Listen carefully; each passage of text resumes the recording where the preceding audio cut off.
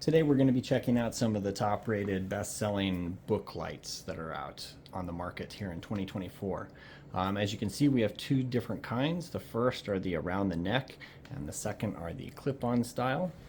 I've selected a few out of each category so that I can give a rundown on some of the basic features of everything, and then I'm going to follow up this video with a review after I've had a chance to check everything out. First off, before I get into checking out the features on all these, I'm going to eliminate two right off the bat beforehand. These two came as a bundle. I believe you got $5 off or something for bundling the two items, and I wasn't checking it out too closely, and it appears as though this one has a micro USB, so he's out right off the bat.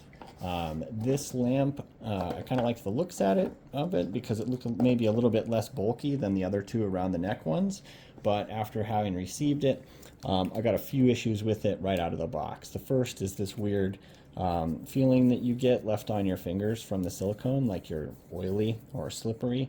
I don't really like that. The other thing that's not that great about this light is each lamp has individual controls, so you're turning one on at a time, and the only things that you can do with this one are change your brightness and slightly your color temperature, going from the first one LED, then the other LED, and then both LEDs and off.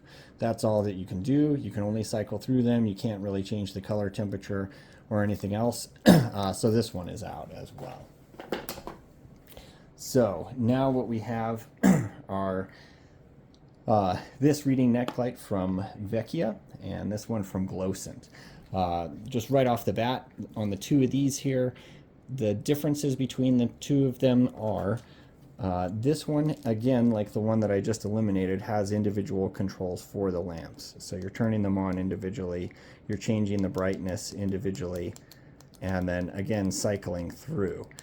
You can change the color temperature on this one. There's a button here on the back that as you click through that, it changes from warm to cool, and then daylight, I think is what they call it when both warm and cool are on. So that cycles through.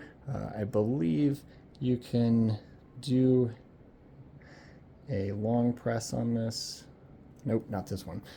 So that's it. That's what you got for the controls on this and everything. I've used this last night actually to read with. It was really comfortable around my neck.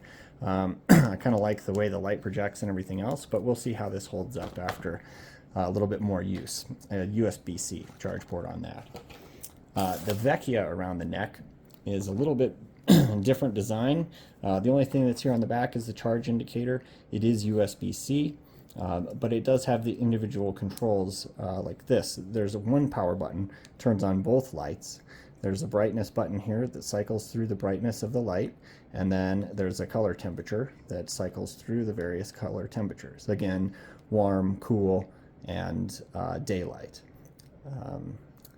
The thing to note about this, one feature that I like besides having both lights being controlled by one power switch, is it returns to the same mode that you were on last time you used the light, which I kind of like that feature. You know, if you've got your lighting dialed in for your reading conditions and things like that, it's just a simple on off and you're back to it.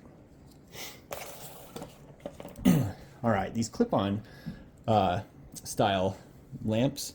This one I got from Vecchia just because I thought it was interesting. It has this design where the top spreads out, and the picture that they had of it was of somebody reading a hardcover book down on a table, a really big old hardcover book, and they had this on spread out like that to get maximum illumination across the surface of the book. I'm interested to see how that, I guess, the angle of the view is on this as compared to some of the other book lamps, to see if it really is more effective in that situation or not.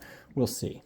It's equipped with a single button, power button, takes you through, that's all of the LEDs on, different brightness cycles. Every time you push the power button, it gives you different brightness, and then if you hold down on the power button, I believe it cycles through warm, cool, and then cool to warm, and then warm to daylight with everything on there. You do have to click through the power button to cycle through the brightness options to get it to shut off, and it does not return to the setting. You are just cycling through the brightness settings. The only thing that's retained is the color temperature. The next three that are here, these are both by Glowsint.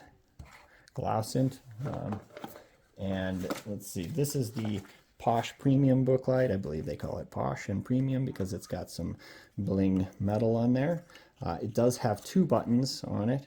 The first is the power, and that goes on off, and then long press on that and you switch to actually long press on the power. What that does is it turns on this little green LED on the back. When that green LED on the back is on, that puts the light into a 30-second timer, or a 30-minute timer mode, where at the end of 30 minutes, the light will flash at you twice, which maybe is good if you are kind of an insomniac and you don't necessarily want to stay up all night reading your book.